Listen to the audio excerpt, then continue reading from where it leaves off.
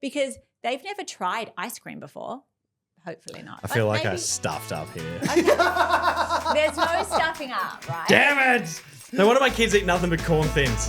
Welcome back to Two Doting Dads and One Doting Mum. I am Maddie J. I'm Ash. And I'm Jules. This is a podcast all about parenting. It is the good, it is the bad. And the relatable. And we never give advice because we're not experts. However, Jules, you are the expert today. Yeah. Welcome. Thank you. Thanks for having me. Can I just double check? You are a qualified nutritionist. I am a Okay. qualified Thank heavens. nutritionist. Woo! I Wow. am. We'll get into it later, but just quickly, how long do you study? I studied 5 years, but half of it was part-time because it was COVID and I was having babies. Yeah. So that's legit. Okay. You're not one of those fake ones. No. Yeah, one of those fake online ones who just likes food. Guilty. It's like, I'm a nutritionist because I like to eat, but it's more complex than that. Eat Yes. Oreos. Oh, yeah. I've had to go off the Oreos. I've told you that. I didn't know. For what reason? I think I was going to shit an Oreo at one point. How many are we talking a day? Well, I sent Laura to the shops to get 8 packs of Oreos. It's Oh my it's a God. problem. It's a problem. Hang on. I quit drinking. Okay. Yeah, you need a vice. I understand that. Yeah, I've cut back. I've had to cut back. Maybe that's why I'm so moody. Anyway, well, we usually start these episodes finding out a little bit about the person that is yourself. Do you recall the most trouble you got into as a child? I very much do recall. Okay. It's imprinted in my mind. Oh, my God. Oh, God. Oh, when it No. starts like that, I know it's good. Bit of childhood trauma. Yeah. No, this is what I... We and don't I have think- to talk about it if you don't Yes, we want do. Shut up. But it has created trauma for me, and I'll tell you why. When I was 16, Mhm. I had a boyfriend who I'm not proud about. Sorry if you're listening. And Can we get a name or no? absolutely not. And my parents were going away for the weekend, and he was absolutely not allowed to sleep over because, I'm 16. I could even have been younger, but let's not go Let's there. just stick with 16. Yeah. 16, safe age. No, 16's fine.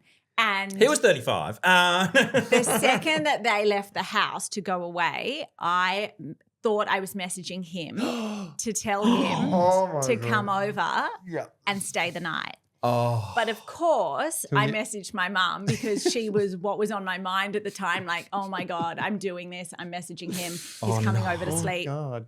And I think the message went something like, baby, because you're 16 and they've just left, come over. As in sleep. It was definitely a sleepover. And my mum messaged me, called me straight away. And when I saw the call coming in, I was like, That's weird. oh God, like they've just left, like what's happening? And then she called me and she's just started like lashing out. And then I had to pretend that it was my friend that I was messaging. And she's like, you don't call Mel baby. And I was do like, now. oh my God. And it was just an absolute disaster. I was absolutely grounded for a month. Did you try and get out of it? I or- did. or And I said it was my friend. And she's like, I know you don't call her baby. I know you've invited X, not saying his name, over tonight. This is absolutely unacceptable. Should we come home? Started ranting with my dad. Should we come home? Are you pregnant yet? Yeah. Did And you then- marry that man? Absolutely not. And ever since then, when you're writing like a tricky message or a message maybe about someone else, and then I'm forever thinking, am I sending it to that Yes, person? yes. Oh, I think So we've it's all done created this little bit of like maybe good anxiety, actually. I think I Yeah. needed that. it. We've all done it, I think. I think everyone in some capacity is. I have definitely done it. Do you know what? I actually did it to make you feel a little bit better. I Yeah. did it last week. I did it with Nana. Oh, Oh, God. no. Nana, and actually very on topic because she was making chicken schnitzel and she cut it up and gave it to Lola for school the next day. And my sister on that day then picked up the kids. Both kids, chicken schnitzel, not touched. And they said, Oh, no. we didn't like it. And I was speaking to my sister and then afterwards I was like, oh, and went to message her to say, don't tell Nana the kids didn't like the food because she'll be devastated. And I sent that To Nana. to Nana. And she was like, what? I think this happens with everyone at some yeah, stage I in think their life. we've all done it. And the feeling, the feeling is pure dread. Yeah. That's how I feel, yeah. I actually have a friend who did that to her boss. Oh. I don't know if I can go into any more detail, but she basically had to resign afterwards. Oh. So I would say that definitely trumps it. Yeah. It's but never the same. Nana's okay. She'll be okay. Nana's used to like we've given a shit about her cooking for years. I think she'll sit there and be like, oh, I thought this was actually The chicken schnitzel, that's her like signature She's moved on dish. from the spaghetti. Well, that's the backbone. But the real hero is the chicken schnitty. Yeah, but that's kids, right? We've got some, kids aren't going to enjoy everything adults enjoy. You might be loving the schnitzel. I know. It broke her heart. Yeah. Speaking Oh, of Nana. kids, Yes. how are your two? They're great. They're full on, but I'm just learning to be that mum that has very active, busy kids, defiant, headstrong. I feel like they're all like that though. Yeah. Yeah. The age that my daughter's at, she's 3. It's like nothing I've ever experienced. My son was absolutely not like that. What do you like? Hang on. What do you mean? Because I have to also say that anytime I make fun of little boys on this podcast, I'm very much joking. I love all children equally in a very platonic way. Yeah, Oscar hates you. He loves you. I just think it's an age thing, but then it's also a personality thing. Like she's just incredibly independent and headstrong, and she has been from the very get-go. And I find it really challenging as a parent. There's a lot of, I don't want to be this super strict parent. My husband's very relaxed parent, so that in itself is an interesting dynamic. But I also need to hold these boundaries, and I find it really hard when there's just you're on something for an hour and you're not getting anywhere, and then you're just kind of throwing in the towel and you're like, oh, okay, well, that was a waste of time. And I think it's going to be for the best when she's older. I think she's going to be an absolute But you're just go-getter. riding through the storm right now? Yeah, it's a big storm. But how do you compare? Because you got 3.5 and 5.5? She's 3 and he's 5.5. How do you compare this phase to the newborn phase? Oh my God. I wish that I knew when I had a newborn how easy it was. I think about if I'm comparing it, a lot of people say when they have newborns, oh my God, this is so full on. Oh, but you've got 2 kids and, I can't imagine. But I do think when you have a newborn, this is the first time you're a parent. It is incredibly new and overwhelming. But in hindsight, it was so much easier than having a toddler. Yeah, well, they can't move. You sort of if you stick to the routine, and I find that like as soon as they start to get on the move and they can do their own thing, it's a different level of Absolutely. Yeah. I wish I was a bit more maybe relaxed. Really? Yeah, I found it really hard. I did. With both number 1 and number 2? Especially number 2.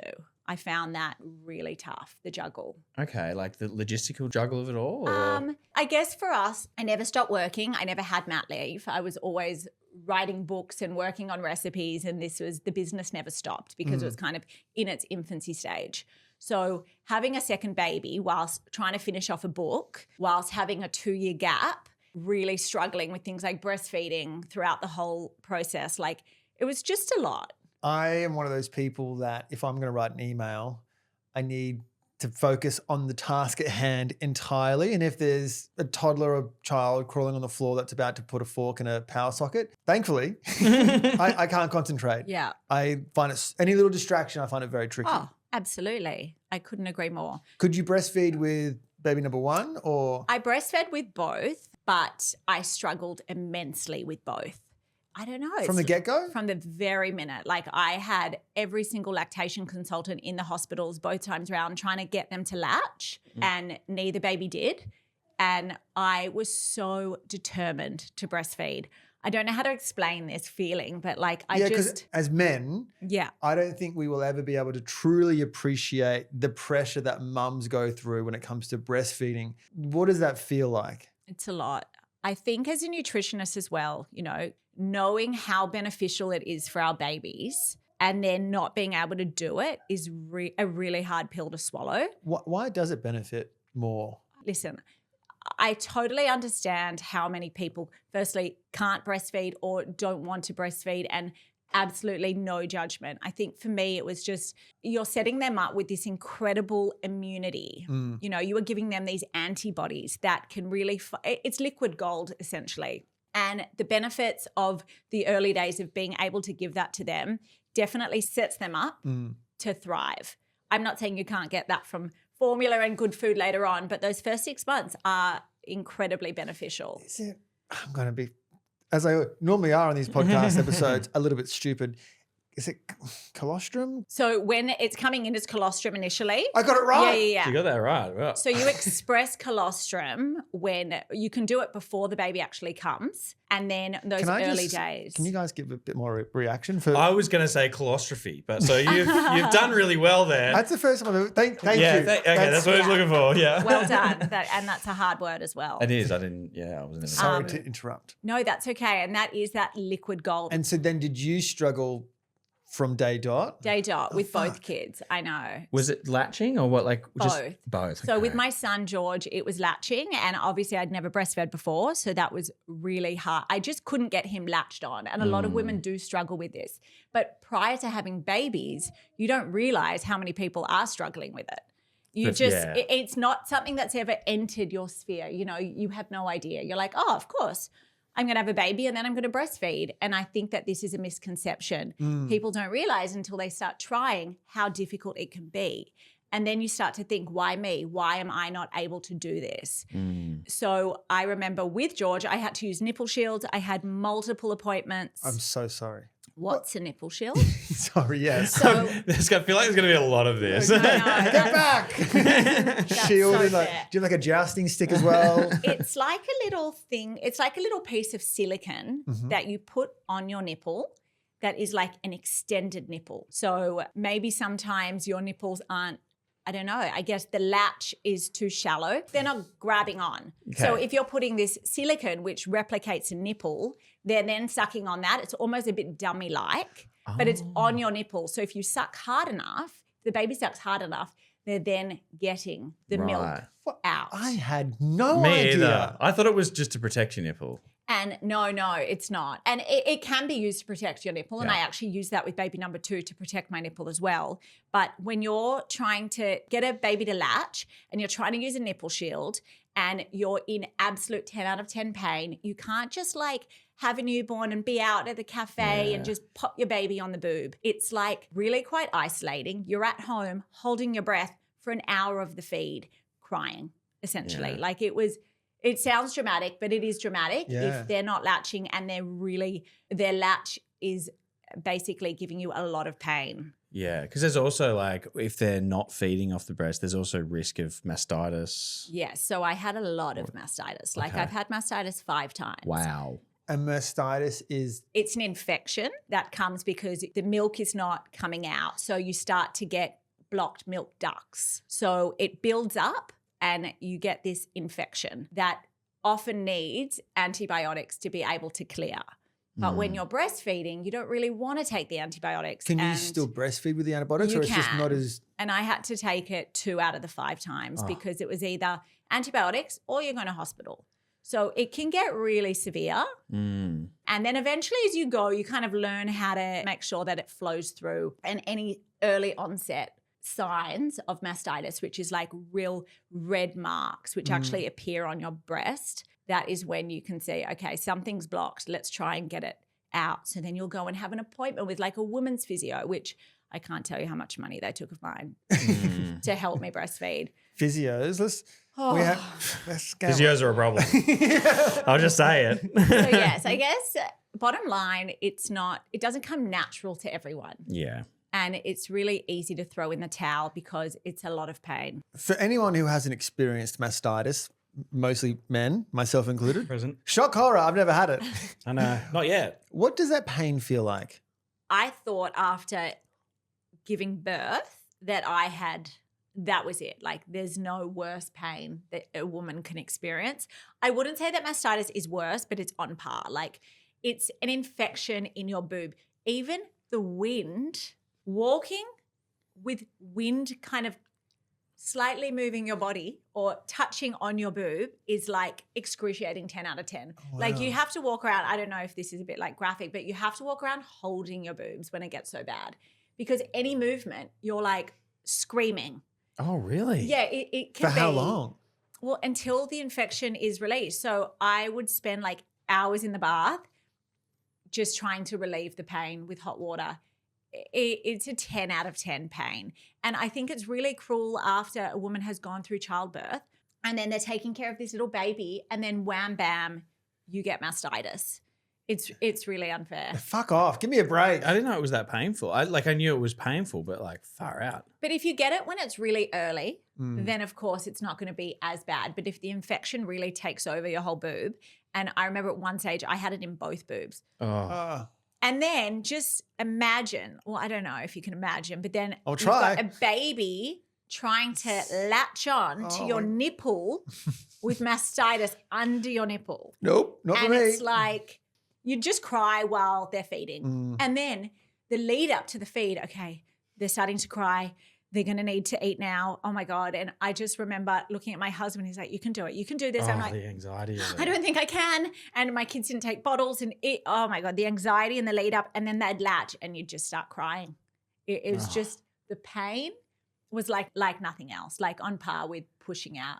Wow. A baby. Okay. Well, good to know. I'm so sorry to any mum that is scared of mastitis, but all I can say is look for the early warning signs of any redness on your boob, or when you're starting to feel the pain, you've kind of got to like squeeze it out in the shower, but sometimes it doesn't work. Oh, this is hopeless. But it's, if you can get it early, you should be okay. But also it's unfair because a first-time mum has no idea what to look for. Yeah. Like, what did I know about mastitis? And people like, put cabbage leaves on your boob. Like, that does not work if it's like a full-grade infection. Yeah. Cabbage.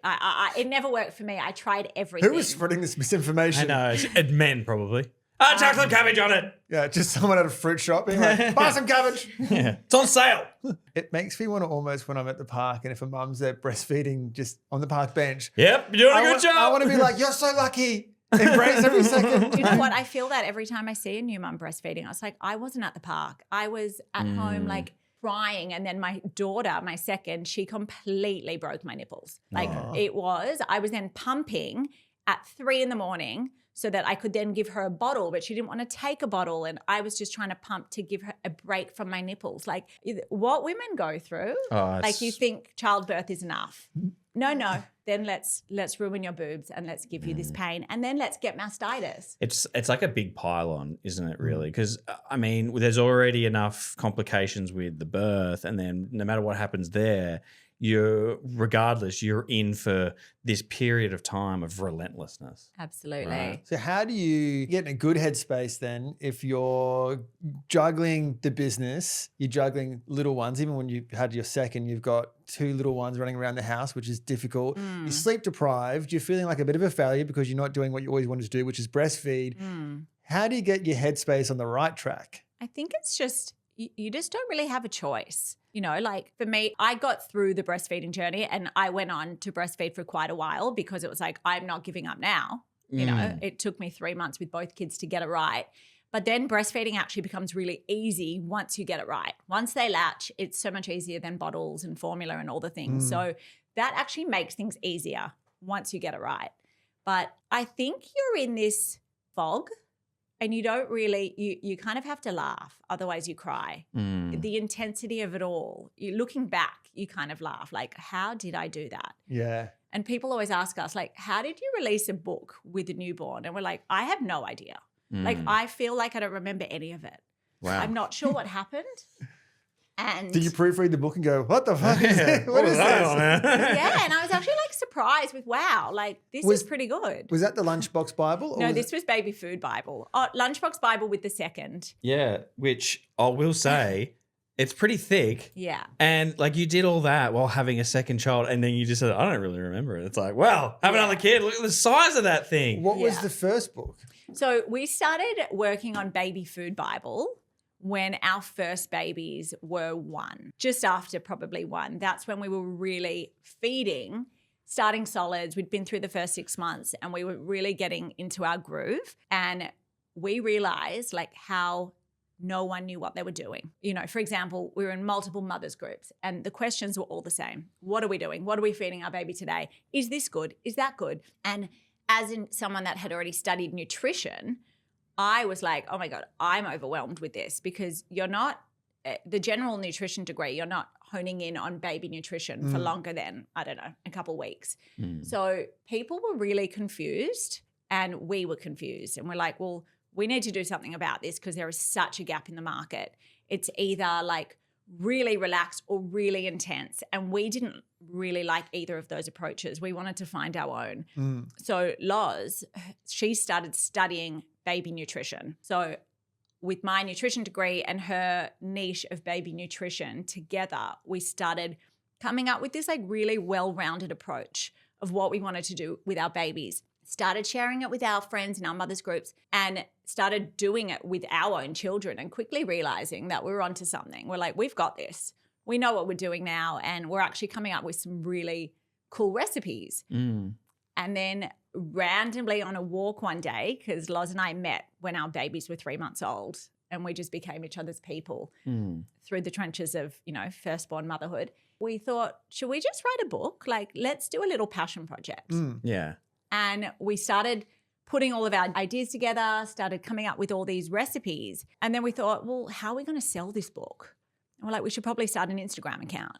So, of course, we started an Instagram account and then started just sharing all of the things we were doing and very quickly realized, oh, wow, people need this. Yeah. For sure. Like, you've just come out of the fog, 6 months of newborn life. And now all of a sudden you've got to start feeding this tiny human, which is very different to how you feed yourself. We did a meal for Poppy. It was pretty simple. It was just like sweet potato, zucchini, and it was just like boiled up, blended, and she fucking devoured it. Wow. How old is she? She is 10 months. Oh, great. And I did a story on Instagram being like, there's no better feeling than when your baby eats a full bowl.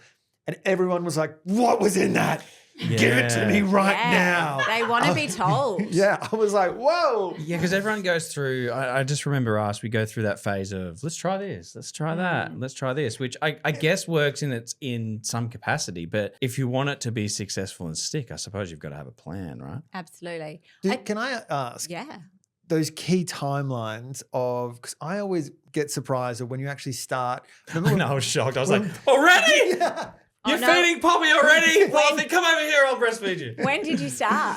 I think it was like 6 months. Yeah. I think. Is that, she said that like, yeah. That's spot on in my opinion. All right, so dads, if you're listening, that's the answer. Write this down. Can you give kind of key timelines? And I totally appreciate that every child is different. But what are some of those key milestone dates for newborns and introducing food?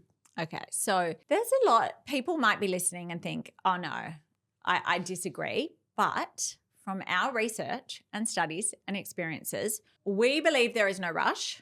So some people might start at 4 months. Some pediatricians might say, start solids at 4 months. 4 months? They're little. They're not sitting. They have no head and neck control at 4 months old. They're not necessarily interested in food. So those are some real key signs you want to be looking for. And, we want them to be able to sit up on their own because we want them to be able to digest their food accordingly as well. Sitting at 4 months, you're usually in like a little bouncer or you're kind of reclined and they're babies. Like, let's just enjoy the baby phase and the breast milk phase or the formula phase, whatever you're choosing to do. Usually all these readiness signs come around 5 to 6 months. So I was very much 6 months on the nose with both kids. Even though one was maybe ready at 5.5, I kind of waited because I'm like, I'm feeding this kid for the rest of their life. Yeah. Let's just enjoy the next few weeks of boob. Because it's a mess. Sorry, I shouldn't swear so much. It's a lot. It's a mess. It is a mess, yeah. It's a lot. But I understand the excitement, especially as a new mum you get with, it's time to start solids.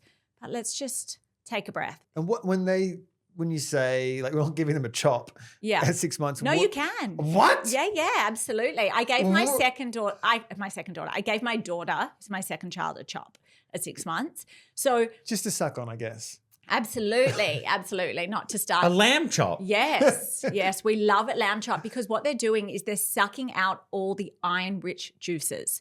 And iron is the most important thing we want to think about when starting solids, because at 6 months, their iron stores deplete and they need a huge amount of iron in their diet for healthy development, to thrive. I'm stuck on lamb chop. Yeah. It seems like. But I also know that there is a lot of anxiety around things like giving them what we call baby-led weaning. Baby-led weaning, which essentially is, not purees. It's giving them pieces of food that they can pick up.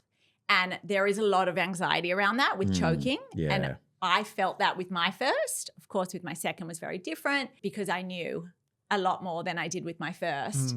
But a lamb chop is probably the exception of baby-led weaning in terms of that's something that's hard.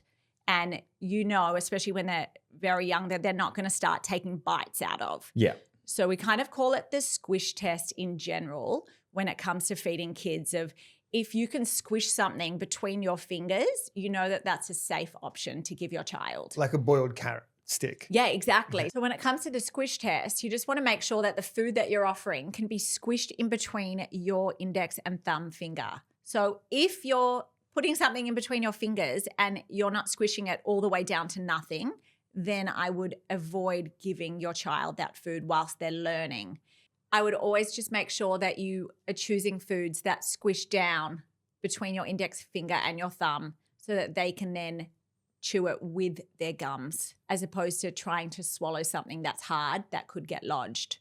But yeah, a lot of parents start with purees at 6 months, which is a really nice, safe way to do it. And you're giving them different purees to explore. Sometimes you can load up the spoon and give them the spoon so they can practice taking it to their mouth. But then eventually we do want to move on to baby-led weaning for them to feed themselves, to be able to develop those fine motor skills. And timing-wise or age? By 9 months, you really want them to be having something baby-led weaning style in their day. I'm going to tell you what we're using for Poppy. Yeah, great. And you can tell me if I'm doing a stupid thing or not.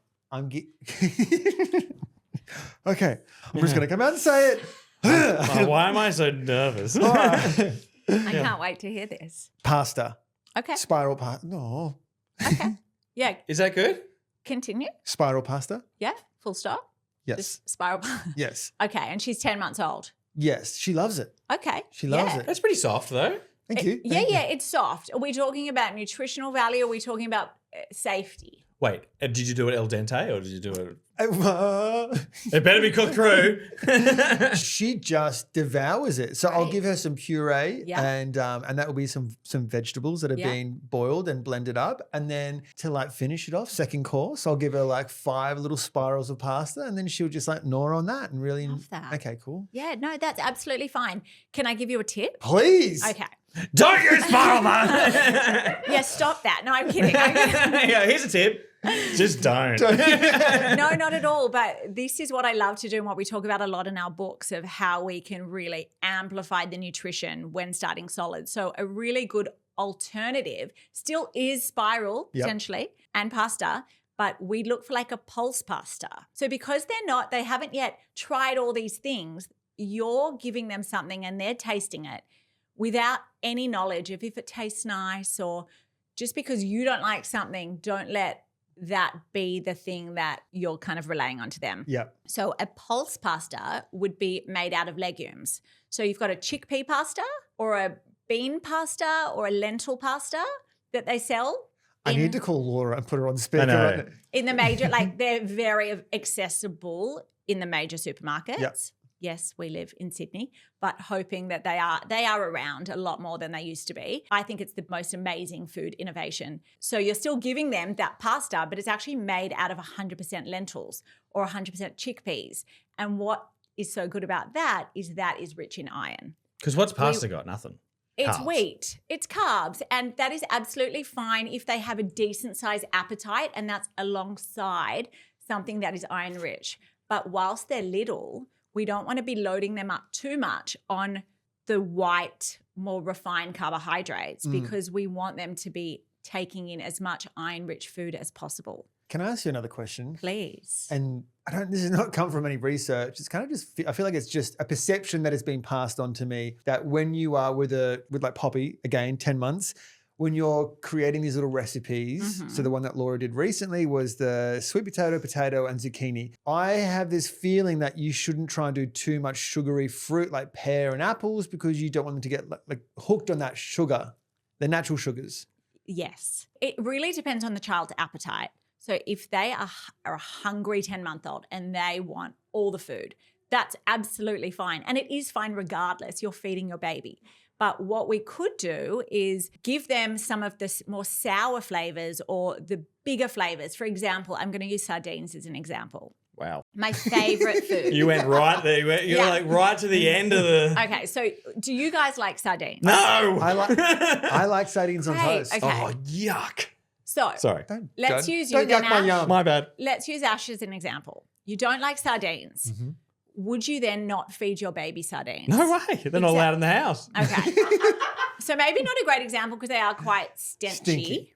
but sardines is an amazing first food for babies. It's got really big flavors. So instead of loading them up on the, starchy carbs or the fruit, the sweet fruits, giving them big flavors is going to help adapt their palate. It's either that or everything else is better than this. Right? So it's like, this is the worst I'm going to eat. Everything else is going to be much better than this. Honestly, You're projecting, Ash. Yeah.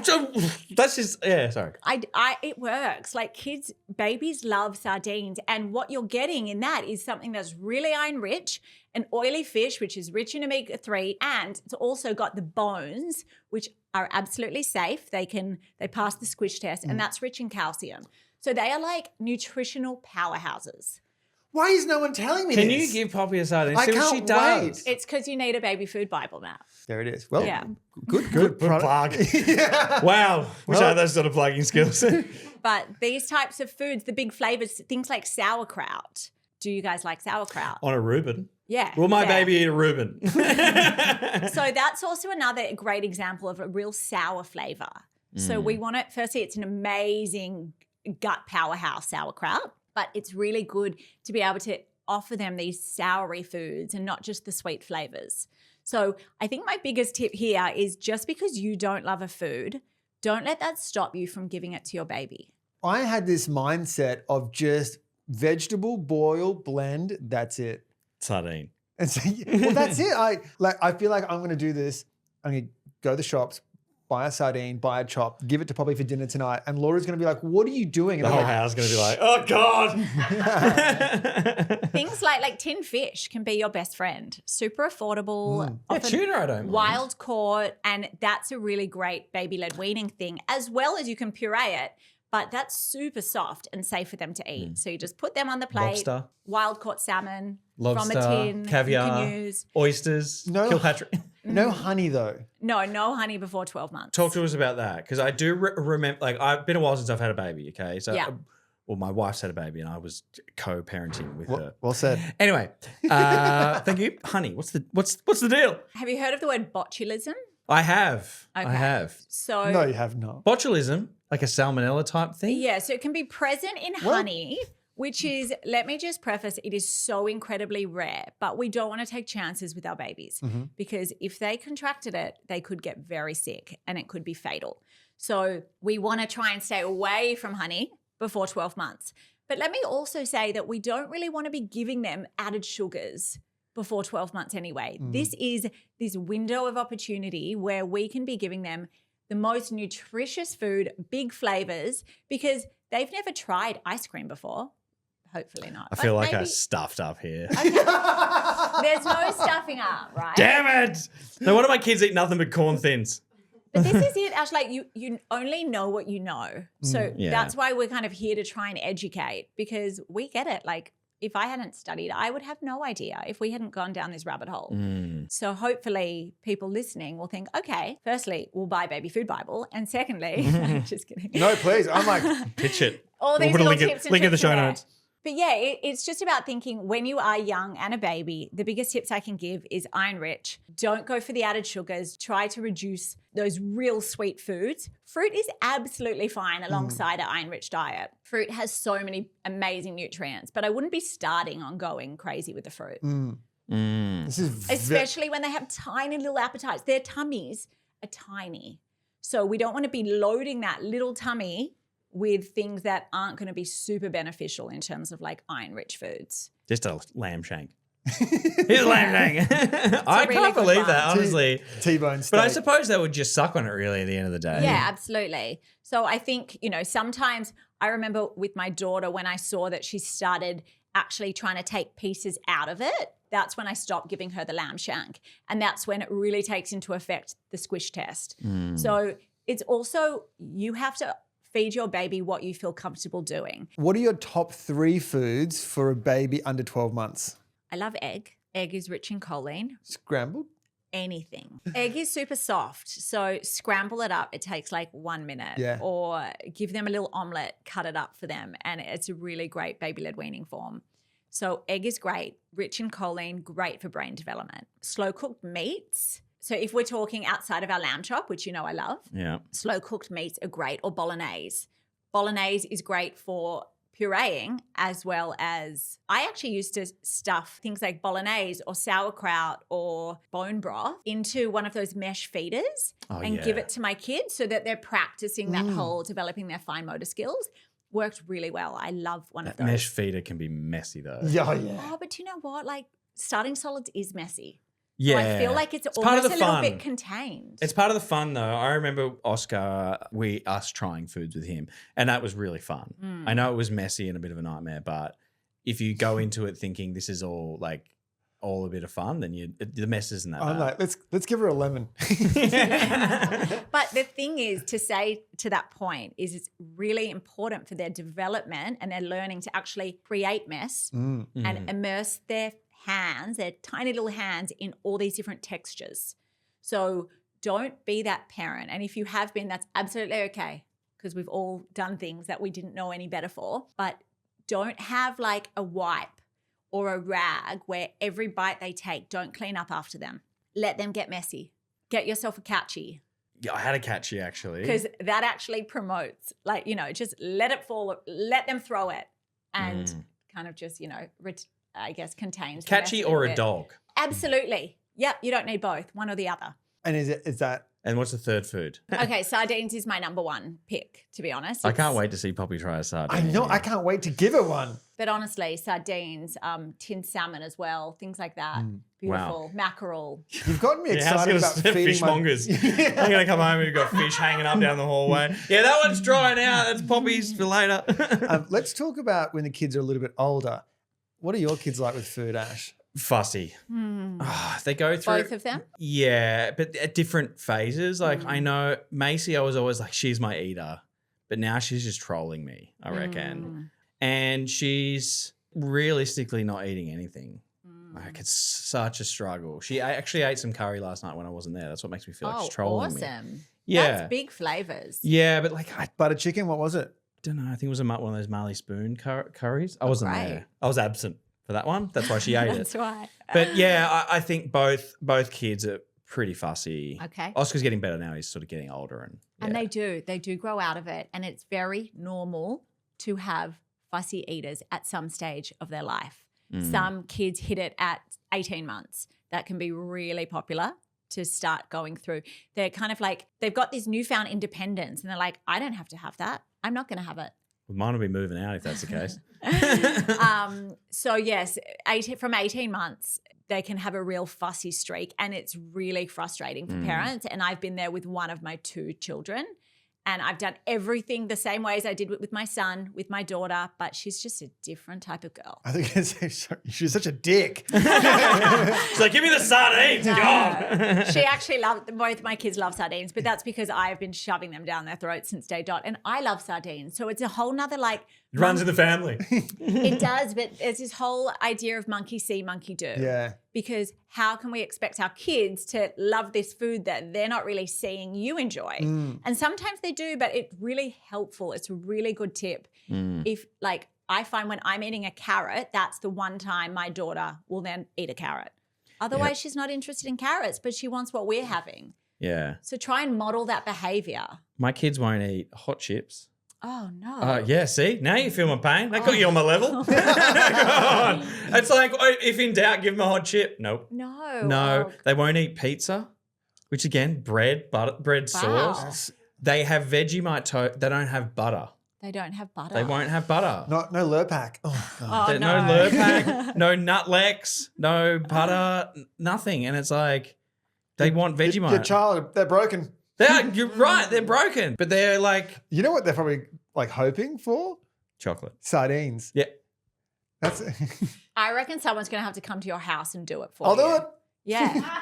I'm not doing it. Just no. try, but I don't. Yeah, it's My mum's into sardines. Yes, I'll message her separately. Skips a generation, I heard, in my family. But yes, fussy eating, very common. I don't know what your opinion on this is, but like Lola, for example, very often she can go long periods.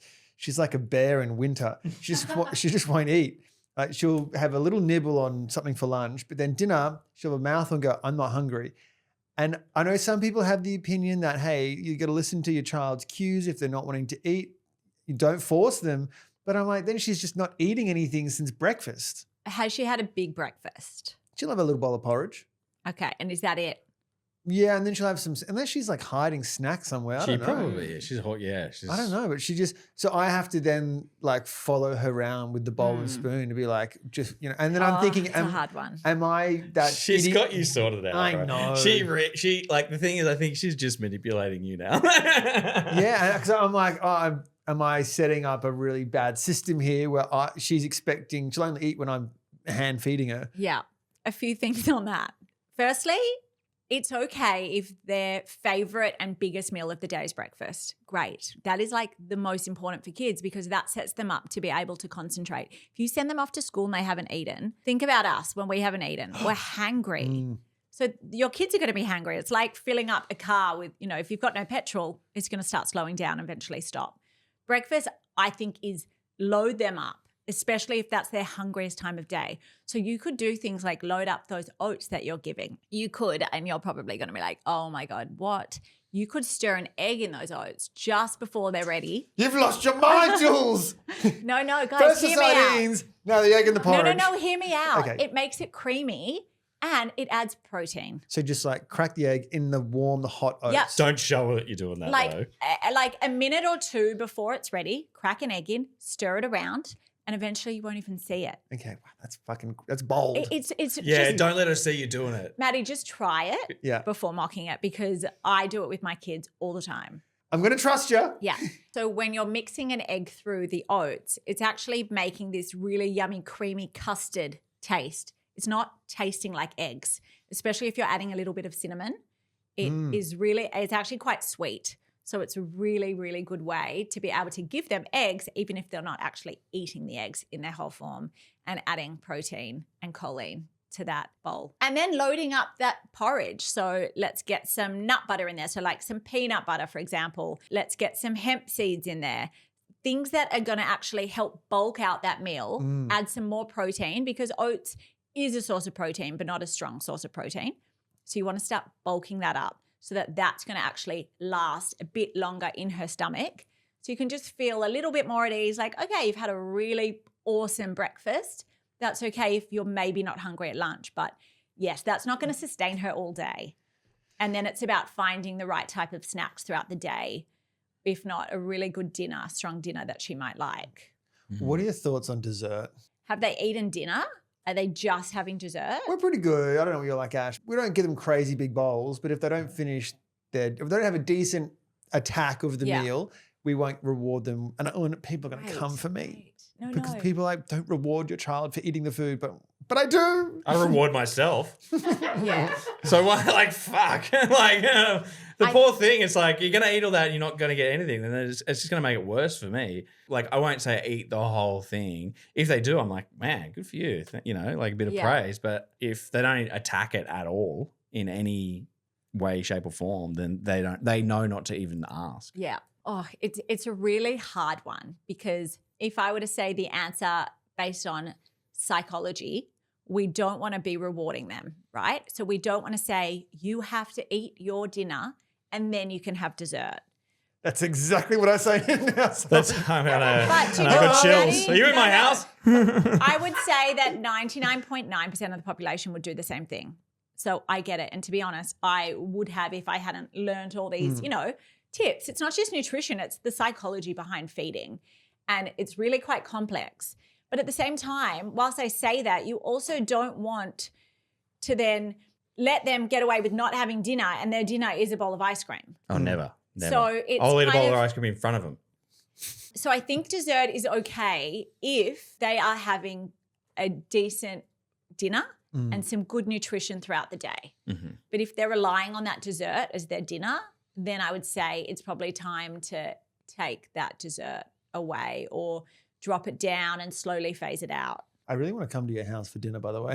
I'm Yeah. like, what are You were you going to get some sardines. What are you serving? It's chaos. Like my son will sit and eat, but my daughter won't Okay. because she doesn't sit. Mm. We struggle to sit. So it's, might take her like 45 minutes to come to the table and eat her dinner. So do you have the rule of like you'll let her kind of wander around and eat a chop in hand? I have or- no choice because she is so defiant. I've always been like, come and sit down. Yeah. But she won't listen to me. And some people be listening and be like, come on, be stricter. Yeah. I can't with her. She's just that type of person. Yeah. I love that. So I try, guys. I try. And let me tell you, I'm not perfect one bit. And I know what I should be doing. Does that always translate? Absolutely not, because I'm just a mum trying her best. Yeah. I find it really hard to feed her. She eats like a bird versus my son is like this thick, chunky eater. I want 2 of those. Yeah. So when my second came along and she's like, I don't want to start solids 6 months or 7. It's great vocabulary for a 6-month-old. Maybe at 8 months I'll start something. But Yeah. it was tough. Yeah. Every child is just completely different. Some are going to be fussy, some aren't. But just on this whole fussy concept, what we want to try and avoid is labeling them fussy eaters, because it's so easy to say, and I totally get it. I've said it behind my kids' back, of course, because it's like Noah, my 3-year-old girl, is a fussier eater. But the second we start, I've seen parents saying it in front of their kids' faces, like, oh, he's really fussy, he won't eat that. Oh, of course they're not going to eat it. Yeah, they're not Now gonna you've eat told it. them that they're not going to eat it. You've told them they're a fussy eater. They're taking on this persona, and then you're also going to stop offering that food. But my biggest mantra that I would say I repeat daily to someone What do we got? is how can we expect our child to eat something that we're not offering? So we might be like, okay, our kid is eating 5 foods at the moment. It's pasta, it's rice, it's toast, whatever else is beige. Guilty. Yeah. I know. Right? And I get it. Kids can be like that. But what we want to try and avoid is only offering those foods, because then how can we expect them to try that broccoli again if they're never offered it? It's not on their plate. It's not in their world. So it's a fine line. You want to try and still offer it, but alongside their safe foods. So their safe foods might be rice, but maybe we could add some bone broth, concentrate when we're cooking that rice just to bulk up the nutrients a little bit.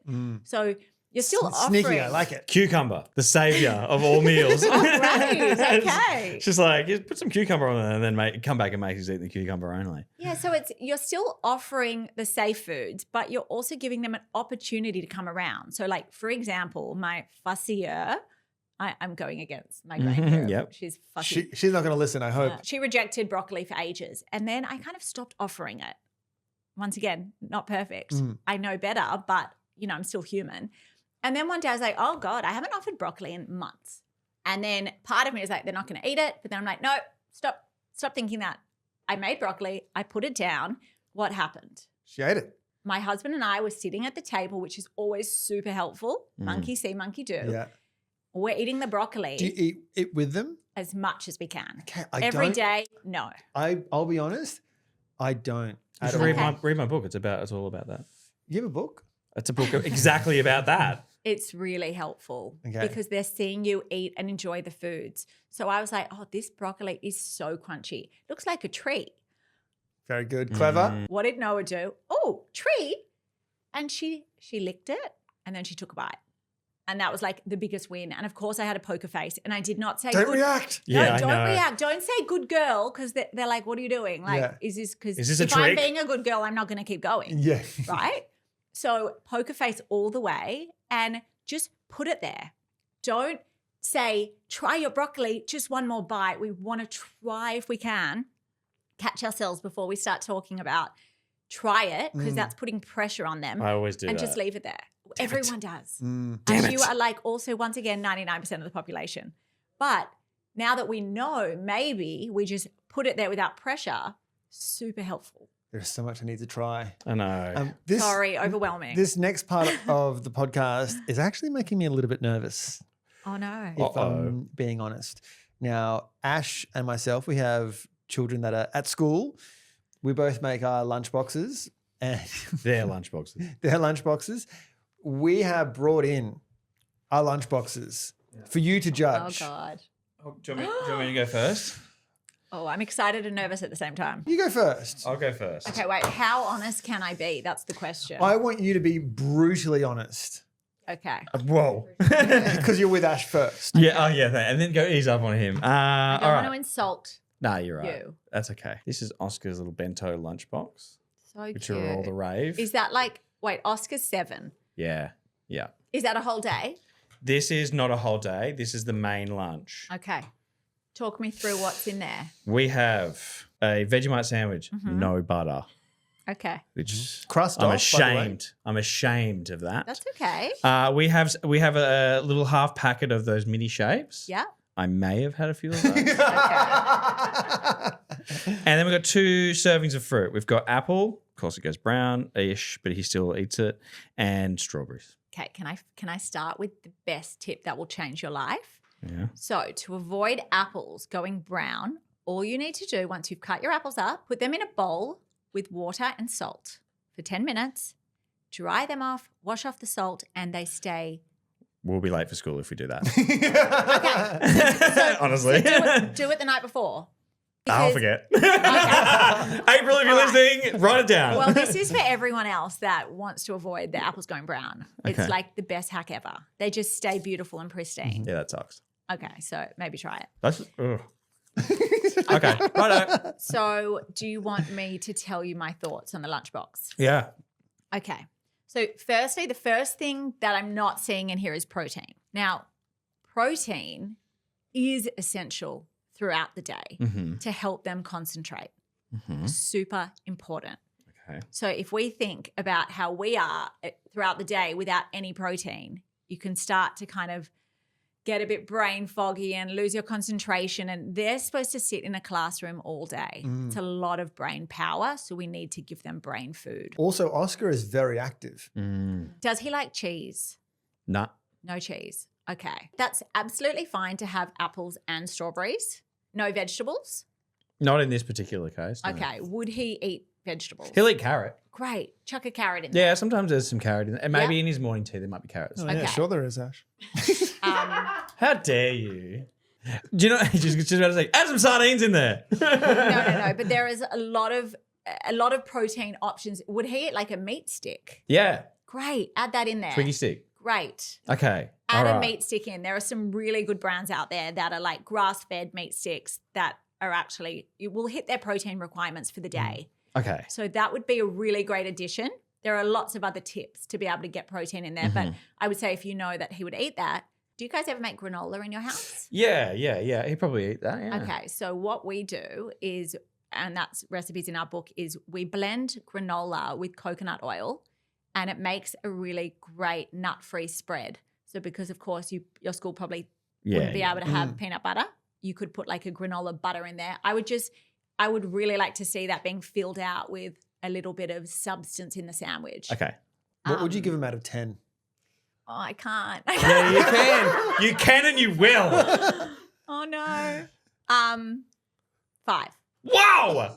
Wow. Okay. 5. Yeah, it's a pass. Yeah, Because just because the there's end of food. Yeah, exactly. You're feeding your child. You're giving I know your he'll child eat that. things that he'll eat. Yeah. Brutal. I know. You're not I going through to the next stage. I Damn think it. 5's okay. Five's pretty good. Yeah. I'll take that. Oh, Honestly, I'm not. Because at the end of the day, it's this whole fed is best, right? And you've put thought into it and you can see that.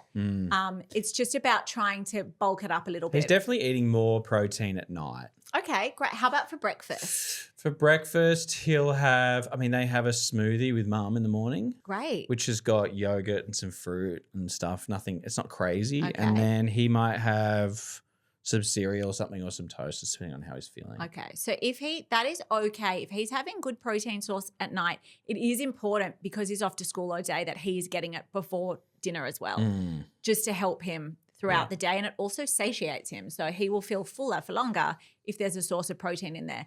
So if you can get that protein into breakfast, Yeah. then already that's a win. Okay. All right.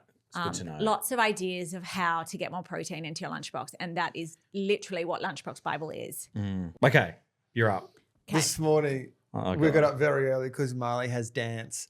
And Laura was like, oh, God, what's this for? And I was like, well, we're going to be judged on the lunch. And she was like, oh, put something else in there.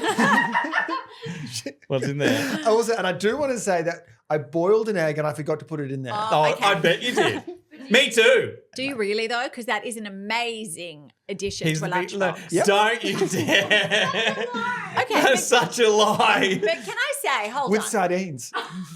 But And a guys, lamb chop. it's all well and good to put an egg in there, but if your child's not going to eat it, lunchboxes are not really the time to be exploring. Especially if it's sitting in your brand new bag all day. things. Oh, beautiful lunchbox. It's a massive lunchbox. Okay. Here we go. Oh, wow. Wow. Okay. This excites me. I'm sorry, Ash. Fuck off. Seriously. This is a G up. What do you mean? That's a Who really made beautiful. that? You didn't make that. I made that. Okay, so Maddie cheated. so I will explain what's in here. We have some banana bread, homemade. Great. Wow. Really? Yeah. Amazing. Oh, I feel like I'm being trolled. Oh, But, no. but I cheat because my mum lives with us. Oh, okay. So she made it. And so she makes the banana bread and she also makes the quiches. Oh, wow. So it's a beautiful We've egg heard about her quiche. schnitzel. I wonder what they're like. I feel ripped off here. Then we got some carrot and some cucumber. We got some grapes and some blueberries.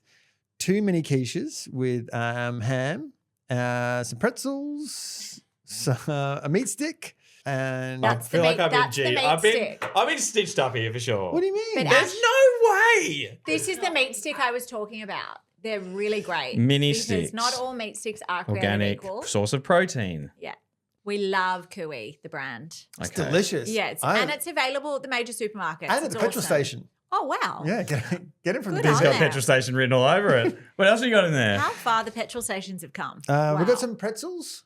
Kids love pretzels, and I got a ham sandwich. And you've got a little Koja bite. Yeah, a We little. love Koja too. Are they good? They're amazing. Feel stitched up. Okay, this What have you done? You really made me look bad. What do you mean? I did nothing. You've done it to yourself. I feel Maddie, like this is amazing. okay. Sorry, but I'm so impressed. Can you tell me what type of bread it is? Helga's wholemeal. Okay. Wholemeal. So I would say that La-dee-da. Okay, so we've got our protein, we've got the ham. Mm-hmm. Okay. We've got egg as well, which is protein. We've got our fruits and our veggies. We've got a nice little treat. Oh, we've got more protein with the meat stick. We've got banana bread, which is sweet. The muesli bar is it's a much better option. If you're looking at the supermarkets, that's the one that I would definitely buy. It's got less sugar, but it's also got less additives. So we want to try and reduce. There are a lot of things that we can buy from the supermarket that are better for you. Don't you think it's a bit much? I think it's just like outstanding. Damn it! Really? I'm so impressed. Really? Sorry, Ash. Oh I'm my so gosh. sorry. Could it be overwhelming? Nope. Good answer. Okay, I tell you the answer to that. It all depends if the child's going to eat it or not. So it's this whole feedback loop. So you're going to pack this lovely, robust lunchbox, and if it's going to come home and it's not eaten, then it doesn't matter how beautiful it looks. It's not really doing That's why its mine's job. like that. That's exactly why mine's like that. Yeah. So would Marley eat everything in that? Or not everything, but I mean, depends. Sometimes she will. Other times, changes every day. It's nice to have options, I guess. I will be honest, and I'll say I kind of got Every day. Are you telling me that and I'm going to get to the bottom of this because this is very very out of context for your personality. Whoa! Every day she gets this. I'm not attacking you. Okay, so I forced Nana to make a quiche yesterday. Have you zhuzhed this up for this? I would say the quiches aren't normally there, Okay. but the egg would be there if the quiche is not there. okay. If Marley, Don't attack me because I did well. There's a line of questioning, not an attack. So it's not about if the lunchbox comes home completely empty, because some days your child's going to be hungrier than other days, right? So what I do, for example, for my 3-year-old, the lunchbox comes home usually a quarter full. She doesn't eat much at school, but then I'll re-offer it after school. Instead of her saying, I'm hungry, I'm like, oh, okay, let's have a look at your lunchbox. You didn't eat anything or not much. And then more often than not, she will eat the majority of what is in that lunchbox. So I'm not having to firstly waste the food, which kills my soul. And I'm not having to then go and make a whole bunch of other food where it's just perfectly good food sitting there. So reoffer, firstly, if it's coming home full, but also if it's coming home full, maybe it is overwhelming for them. But if they're eating majority, then that's an amazing lunchbox. I will also say that today is a big day for Marley because she's at dance from 7:30. She doesn't have a lunchbox. It's here. And so she's like, where the fuck is my food?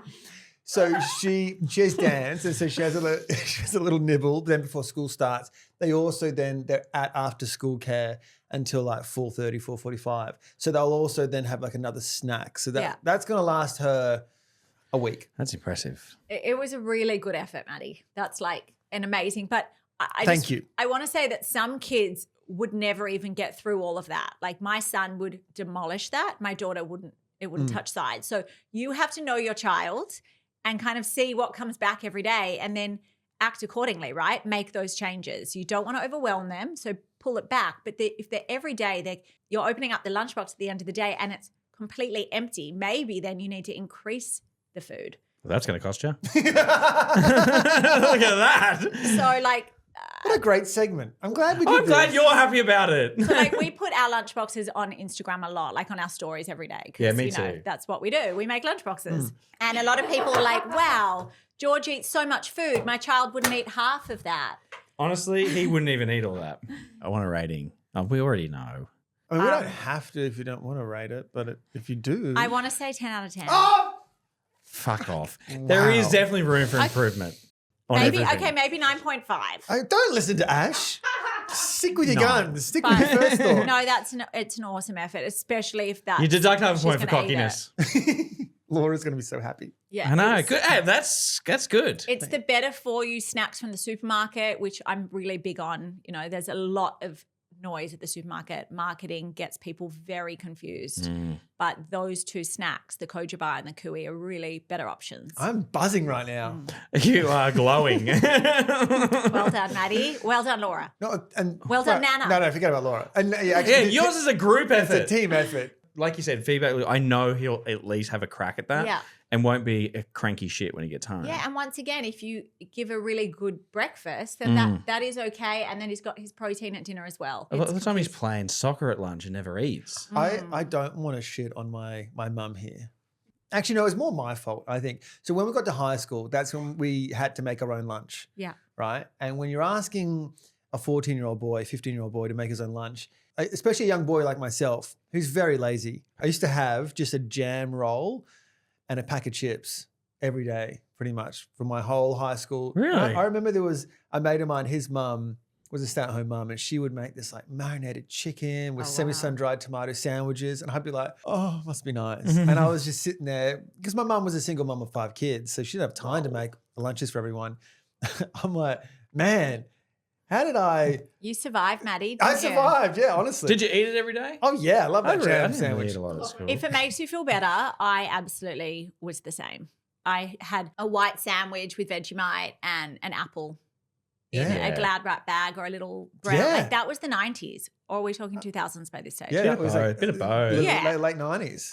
And that was the way. And, you know, we're all okay, but we're about like kids these days are really struggling to sit and focus. And we also now know so much more about nutrition. So it's like, well, we know all these things. I mean, there's always room for improvement because I did get the 9.5, downgraded from the 10. Ash, thank you very much. Is there... God, I'm never going to hear the end of this. Is there anything you think I'm missing? What do you think I could add to really solidify the 10 out of 10? Probably some humbleness would be great. You can go astray. Shut up. Well, okay. So I've got a few recipes that I brought today that helps to pack in nutrition to recipes that your kids will actually eat. I can't help but notice you've got some chocolate-looking muffins on I the can table. smell them. So what do you think of the smell? It's good. So these, Sardini. No, I'm going to talk you through these muffins because these are such a winner to put in a lunchbox, and they go like within a day with my whole family, my husband, myself, and my kids. Hand it over. Now, there we go. Just know when you're biting into it, we're not eating a sugar-filled muffin. So what is in this is white beans, zucchini, spinach, tahini as the main ingredients. It's lovely. Do you like it? Yeah, really nice. What do you think, Ash? Yeah, it's You pretty could be good. brutal. So what I love I'd give it a about 5. Oh, no. Maddie, kidding. what do you got? 10. So what's so good about this, a lot of the things that we bake, we try to pack in as much nutrition as we can because we know there are kids out there that might not eat white beans in a bowl. We totally get that. Or spinach or zucchini. So all the recipes that we create, a lot of the baking, we really pack it in so that even if, Ash, there's no protein, obvious protein in your lunchbox, if you made these muffins and put half of them in the freezer, every morning you just whip it straight out of the freezer into the lunchbox, you know that they're getting some protein because there's white beans in there. So a lot of our recipes actually are, we love adding legumes because you really can't, it's not a strong taste. And legumes are a great source of fiber and protein and even iron. So adding it into these regular muffins, disguising it with some chocolate, the kids will eat it. Genius. My kids absolutely go crazy for these. And these items are all in the Lunchbox Bible. All in Lunchbox Bible. Can I ask, this is the granola spread. Yeah. So we love, okay, so we're all about trying to work smarter, not harder, because we're parents and we're time poor. So we love granola and so do our kids. So we've made what we call in the book sprinkles. It is granola packed with seeds and oats and coconut and all the good things. And what we do is we add it to a blender with coconut oil. And what you've created, May I? please guys, go for it. What you've created is a nut-free spread that you can add onto a sandwich. Oh, Do you like it? that is fucking delish. Wow. Ash? Yeah, that's good. Okay. And if you needed it sweeter, you can go sweeter, but this is It's got a little Anzac aftertaste. yeah, because it is. It's the oats and Yeah. the baked oats, the roasted oats. So that's a really good option instead of a nut butter because we can't send it to school. Yeah, and of course. potentially replacing a Vegemite or just a buttered sandwich. So you're getting all the goods in that spread. I love it. And the last item here looked like almost little like lasagna quiches. Yeah, okay. They're not so aesthetically pleasing. No, they're beautiful. This is utilizing last night's leftover spaghetti and bolognese that maybe you've served up to your family, mixing it with an egg and some cheese, and then baking it into little muffin molds. So instead of having to deal with spaghetti bolognese in a lunchbox, you've got a little muffin that a kid can eat with their hands that's actually still ticking all the boxes. You've got your carbs, your protein, and it's rich in iron. And we're actually gonna make these. Oh, great. We're gonna do it as a separate video. So if you do want to jump on our socials, keep an eye out for this recipe. What do you call this recipe? It's the Pasta muffins. pasta muffins. Yeah. Because these are great. My kids will love these. And also these are really good to freeze as well. So even when you're getting home late and you don't have time to make this elaborate dinner, you can just take them out of the freezer, Love it. heat it up, and you've got spaghetti bolognese, but in a really easy to eat form. I love that we're getting fed during this Yeah, chat. As well. That's my favorite part. Jules, thank you so much. Thanks Honestly, for having me, guys. I can't wait to just like, give my child sardines and a chop. I but can't also- wait for Poppy to have sardines. But just to mix up some of the items, like that lunchbox that I give Marley and Lola, that is rinse and repeat every day of the Imagine week. how my kids feel. Your kids are like, oh, hey, But I just want to say, Maddie, that's okay. Like, if that works, it's a great, well-rounded lunchbox. It's not about trying a whole new lunchbox every day or every week. Just swapping out a few things. Maybe you swap out the veggies you're giving them or the fruit you're giving them or how you're presenting something. You know, if something works, great. We want them to eat it. That's the most important thing. But yeah, there's lots of awesome ways that we can add in some really good stuff that they might not eat in their whole form. I wish you were my mum. I wish I was my mum. Thank you so much. Thank you so much. Thanks, guys. Appreciate it.